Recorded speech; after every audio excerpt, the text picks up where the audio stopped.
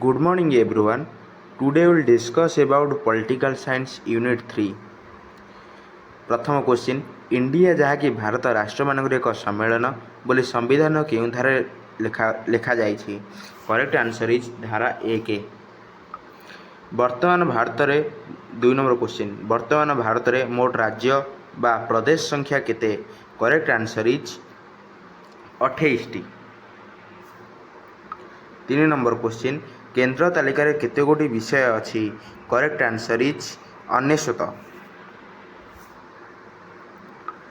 4 number question राज्य तालिकार विषय संख्या केते? Correct answer is 61. 5 number question जुग्म तालिकार केते गोटी विषय स्थान पाइछि? Correct answer is 52.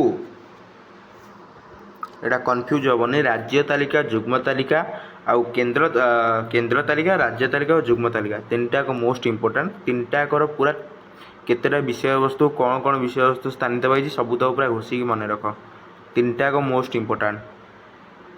6 number question क्यों क्षमता बल रे सुप्रीमकोर्ट आम संविधान सुरक्षा करे? ऑप्शन ए न्यायिक सक्रियता, ऑप्शन सी मौलिक क्षमता, ऑप्शन बी न्यायिक पुनरावलोकन, ऑप्शन डी परामर्श संबंधी क्षमता. Correct answer is option B न्यायिक पुनरावलोकन.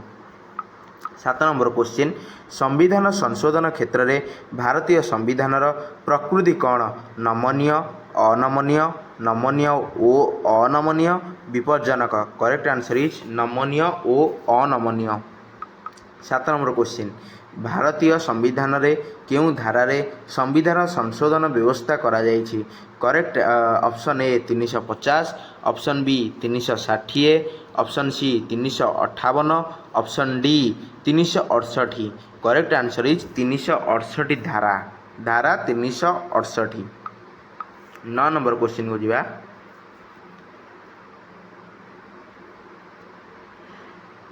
9 नंबर क्वेश्चन भारत रे किपरि केंद्र व्यवस्थापिका रही? केंद्र व्यवस्थापिका ऑप्शन ए 1 सदनीय, ऑप्शन बी 2 सदनीय, ऑप्शन सी जनप्रिय, ऑप्शन डी जन विरोधी. करेक्ट आंसर इज 2 सदनीय. प्रथम सदन रे आमर रहुची वयोज्येष्ठ कक्ष बा जो राज्य निर्वाचित होइथिबा व्यक्ति माने प्रत्येक राज्य किसी अंश जाए जहाँ को राज्य सदन बोली कहा जाए एवं द्वितीय सदन को केंद्र सदन बोली कहा जाए. प्रथम सदन उच्च सदन को वयोज्येष्ठ कक्ष बोली कहा जाए. 10 नंबर क्वेश्चन किए कहितिले संघटी पूर्ण मात्रा संघीय नुहे मात्र अर्ध संघीय? GN Joshi, KC Wheare, Jennings, option D Laski. 10 नंबर correct answer is GN Joshi.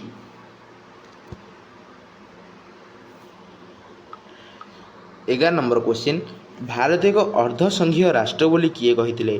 के M Munshi, Ambedkar, KP Suda, option D KC Wheare. Correct answer is option D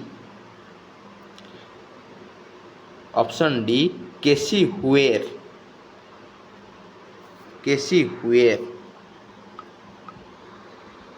12 नंबर क्वेश्चन आकाशवाणी को केउं तालिका रे स्थान दिया जाइछि? ऑप्शन ए केंद्र, ऑप्शन बी राज्य, ऑप्शन सी जुग्म, ऑप्शन डी अवशिष्ट. Correct answer is option A केंद्र. 13 नंबर क्वेश्चन विवाह और छाड़पत्र विषय को केउं तालिका रे रखा जाइछि? ऑप्शन ए केंद्र, ऑप्शन बी राज्य, ऑप्शन सी जुग्म, ऑप्शन डी अवशिष्ट. करेक्ट आंसर इज 13 नंबर जुग्म तालिका. 14 नंबर क्वेश्चन अवशिष्ट तालिकाभुक्त विषय गुड़िक उपरे आईन प्रणयन अधिकार क्या दिया जाइछि? Option A Lok Sabha, option B Rajya Sabha, option C संसद, option D Vidhan Sabha. Correct answer is संसद. 14 नंबर क्वेश्चन संसद हम correct answer option C. 15 number question संविधान केउं धारा अनुसार राज्यसभार 2/3 सदस्य समर्थन रे प्रस्ताव गृहीत हेले राज्य तालिकाभुक्त विषय रे संसद आईन प्रणयन करि परिबे? धारा 247, ऑप्शन बी धारा 248, ऑप्शन सी धारा 249, ऑप्शन डी धारा 250। करेक्ट आंसर इज 249 जहाँकि तुम ऑप्शन सी रे रही। 16 नंबर क्वेश्चन, जरूरी परिस्थिति बेले केउं धारा बल संसद राज्य तालिकाभुक्त विषय उपर आईन प्रणयन करिपारिबो। ऑप्शन ए धारा 248, ऑप्शन बी धारा 250, ऑप्शन सी धारा 252, ऑप्शन डी धारा 254। Correct answer is 16 number question correct answer टी हेउची आर्टिकल 250। आर्टिकल 250 बल तमर जरूरी परिस्थिति समय संसद राज्य तालिकाभुक्त विषय उपर आईन प्रणयन करिपारिबो। मुझे तुमको गोटे क्वेश्चन दूसरी तुम ये कमेंट सेक्शन में आंसरटा दब केउं आईन बल केंद्र सरकार प्रत्येक राज्य रे राज्य जरूरीकालीन परिस्थिति लगाई पारिबे। आंसरटा कमेंट दब। आज वीडियो को ये रखुची अतिरिक्त थिबा एमसीक्यू प्रश्न को अन्य गोटे वीडियो रे आमे आलोचना करिबा। सेतिकी पर्यंत तमे चैनल को सब्सक्राइब करो, लाइक करो एवं शेयर करो। ए वीडियो को बारंबार देख जहाँफल तुम प्रैक्टिस हे। धन्यवाद।